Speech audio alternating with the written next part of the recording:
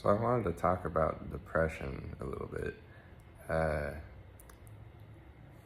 Depression, to me, getting out of depression is synonymous with getting into the story of life, essentially. There are all of these things happening in the world all the time. Things that you can engage with, or things that are beyond the scope of your capacity to influence.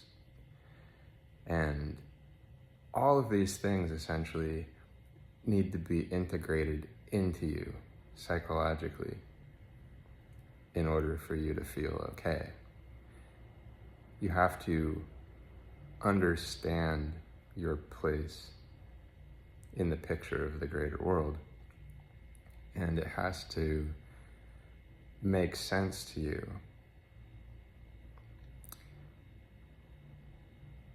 In a framework that allows you to accept it. Because if you're feeling depression, there is something that you're not accepting, either in yourself or in the world. And often that can be the energy required to participate in the world, is what you're not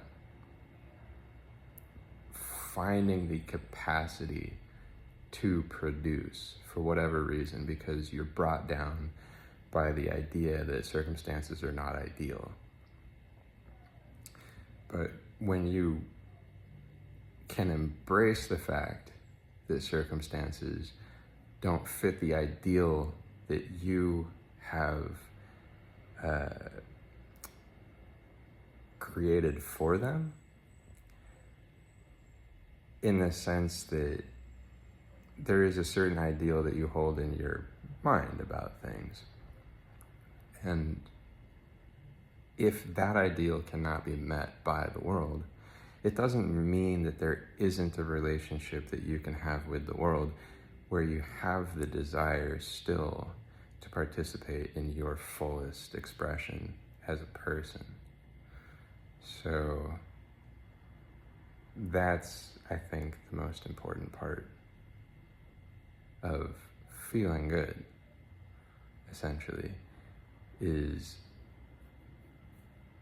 let's say that you don't feel like going to work or something like that. It's because there's something in your mind that you're asking for that seems very fundamental to you, that is not coming to you from the world. You're not receiving whatever this thing is. It's often some kind of a reflection of your worth, your values. That's why people will look for relationships, to try and fill a space within themselves to make life worth living. But fundamentally, the journey in that regard and the understanding that comes out of that is that life is, I was going to say that life is worth living, but it's not that exactly. What I would mean by saying that life is worth living is that you are worth being. Essentially, you being is enough by itself for you to feel good if you're in the right frame of mind.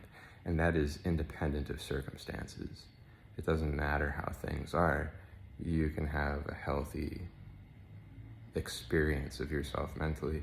And this is reinforced by the understanding of the chemicals in our brains that have to do with how we feel and the way that those chemicals are not serving us in the immediate sense of our joy when we have depression and struggle with issues like that. But what I was saying essentially about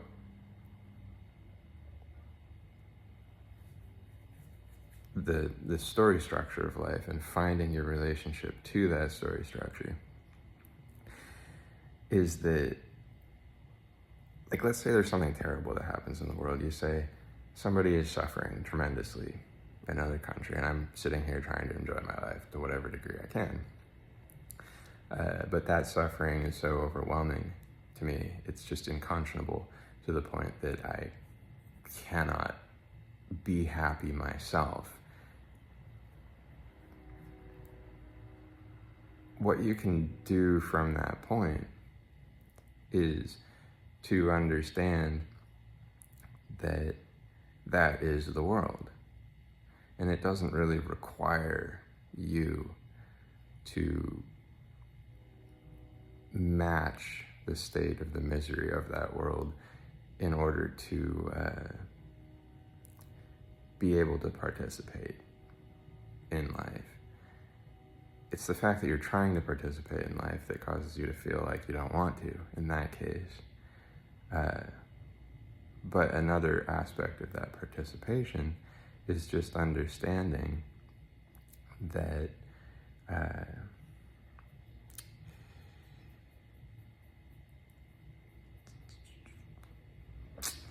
me think for a second, sorry.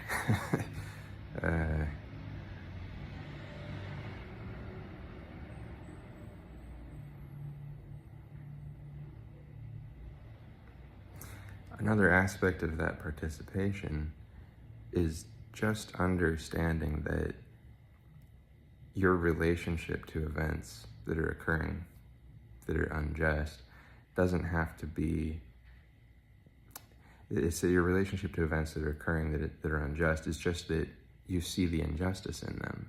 That's the event that's occurring. You're aware of an injustice. Simple awareness of an injustice does not create an emotional state. It is just an awareness. But we cycle into these injustices that we see. And that is the root of depression in ourselves in many ways too, in the ways that it's divorced from the world, is that there's an injustice in some part of our history. And we cycle into the sense of these injustices, whether we're aware of it or not. Because when something happens that isn't fair, where there's a hypocrisy in somebody and they're not acknowledging the needs of other people sufficiently, that settles into us psychologically in our subconscious and unconscious minds, because it defines our relationship to the world, and that relationship is what we experience as our feelings. And if we can't say that it has been a completely just and fair event, and if we're pulling a sense of our self-worth from our relationship to the world, then there is an inherent disconnection and understanding that something is disconnected, something's gone wrong, you could say. And that's reflected in depression. And then so we seek to fill those spaces with things that make us feel good. And that's where like cognitive behavioral therapy can come in, or people acting on different levels of understanding to try to cure it with alcohol or drugs or sex or relationships or whatever it is. But fundamentally, what you're really searching for is a context to your own life where you can say, this is who I am. And there is actually a desire to participate in whatever is happening in the world, rather than to see it as something that is so separate from you that you do not want to be here.